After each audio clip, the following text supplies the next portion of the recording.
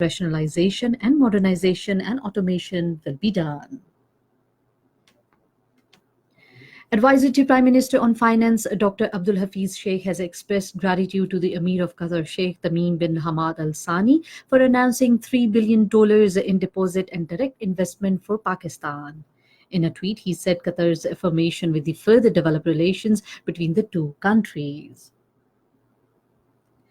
Meanwhile, talking to media in Islamabad, Special Assistant to Prime Minister on Information and Broadcasting, Dr. Firdaus Ashiqawan, has said that Qatar has decided to provide Pakistan an amount of $3 billion in the form of direct investment and deposits.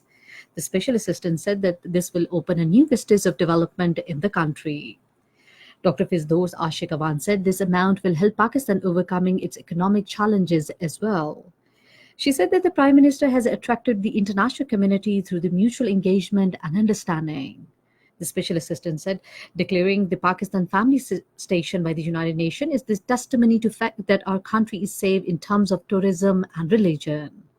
She said Pakistan has rendered unprecedented sacrifice against war on terror. She said we fought war on terror to make the entire a cradle of peace.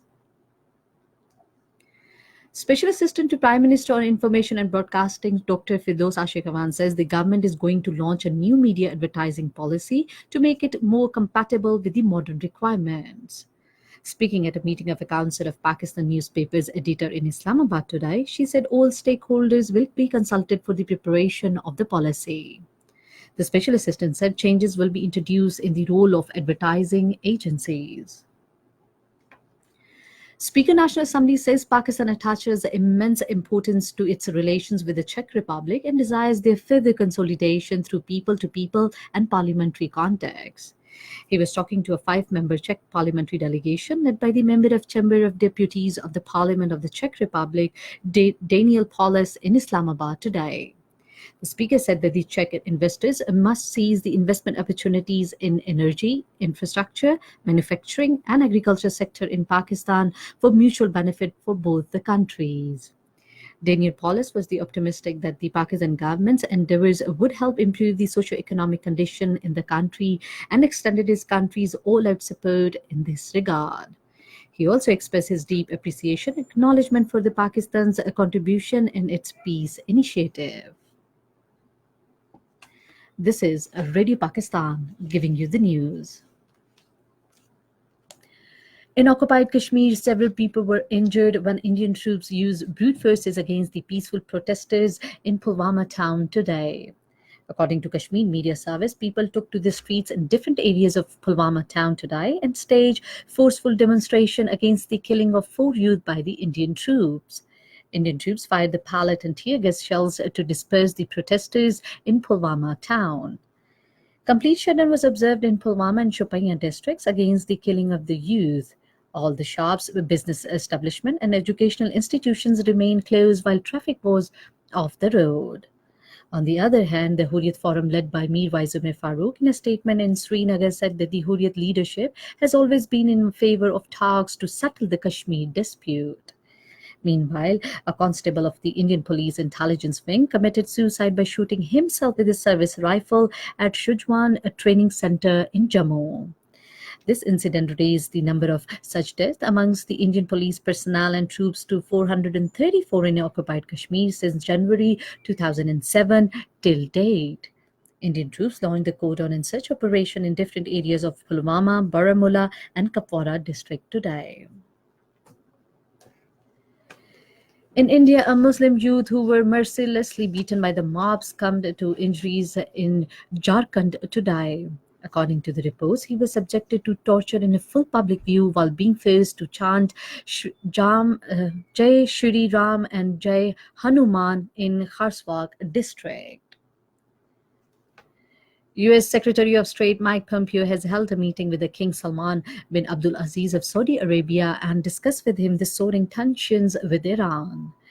He will later meet the Crown Prince Mohammed bin Salman before leaving for the United Arab Emirates.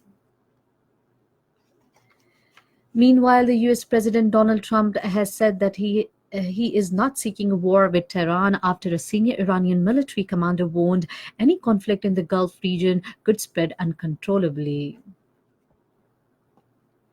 Iran's foreign ministry spokesperson says Tehran welcomes any support to diffuse of tension in the Gulf region.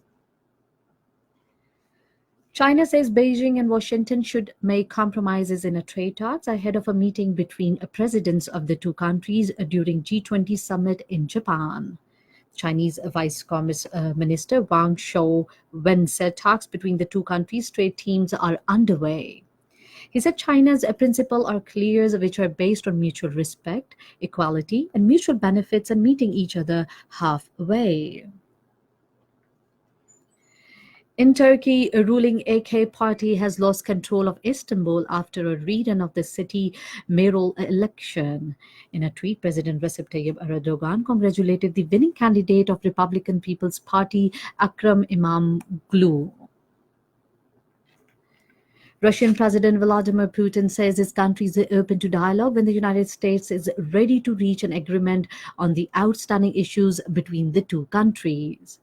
In an interview, he said Russia will not be backed into a corner and called for a dialogue to resolve their disputes. In a Democratic Republic of Congo, tribal armed groups killed more than 100 people, sending hundreds of thousands of people across the border to Uganda in the fresh ethnic violence. One person has been killed while seven other injured in an attack by the Yemen's Houthi rebels on Saudi airport of Abha. According to the Houthi-run Al Masira TV, Abha and Jizan airports in southern Saudi Arabia were targeted with drones. Saudi-owned Al Abaya TV said the suspected drone hit the car park at Abha airport.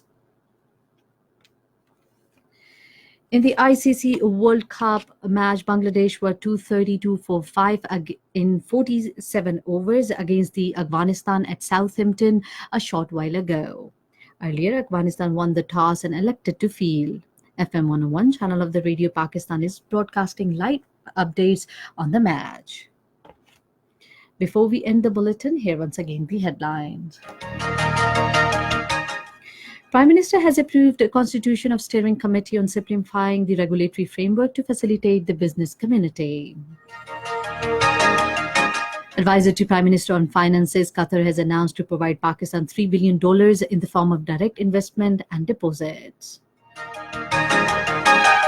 Special Assistant to Prime Minister on Information says the government is launching a new media advertising policy on consultation with all stakeholders. In the ICC World Cup match between Afghanistan and Balochistan, Bangladesh is underway at Southampton.